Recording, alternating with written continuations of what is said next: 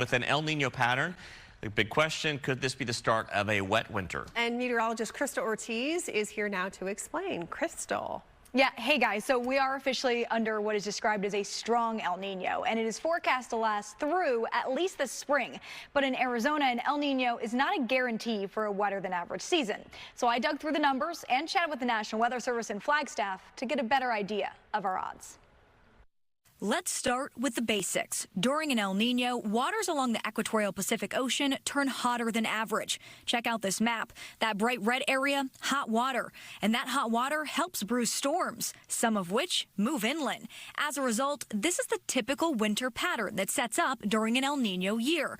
Wetter weather in the southwest. You could think of the jet stream as being kind of like this highway that weather systems travel along. And so when we're in an El Nino period and that the southern jet stream gets strengthened, we tend to have more weather systems that will impact the southern half of the United States. According to Robert Rickey with the National Weather Service in Flagstaff, tend is the key word. Specifically for northern Arizona, when we're in El Nino cycles, odds tend to favor near to above normal precipitation, but there's a lot of variability there. And being in an El Nino period definitely does not guarantee that we're going to get a lot of rain and a lot of snow. We had near historic snowfall amounts across northern Arizona.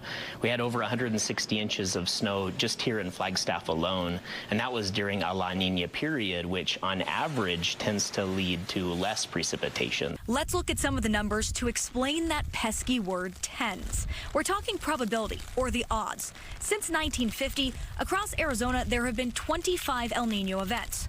Of those 25, 17 experienced near average to above average precip between December and February. That's about 68% of the time.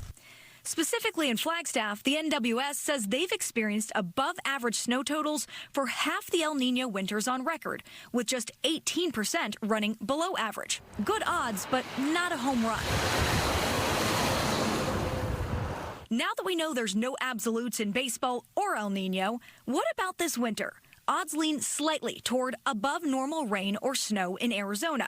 For Phoenix, 35% probability for above average rain. But this year, the global weather pattern seems to be throwing one wrench in the typical plan. Each El Nino is kind of like a snowflake. They're all going to be different in some way. One difference between this El Nino and some of the past strong El Ninos is that we're seeing very warm sea surface temperatures over a very broad area. In fact, much of the Pacific is running hotter than normal. Some meteorologists are questioning if this could dull some of the more common impacts of El Nino. Without previous years to compare, only time will tell. So you guys know that I love my stats. I actually looked at the last 4 El Nino winters, and this is what I found. It was 50-50 for above or below average rain when it came to Phoenix. Our best season was in 2009 and 2010. In Flagstaff, 3 of the 4 years were near or above average for snow, and hopefully this year plays out the same. Guys.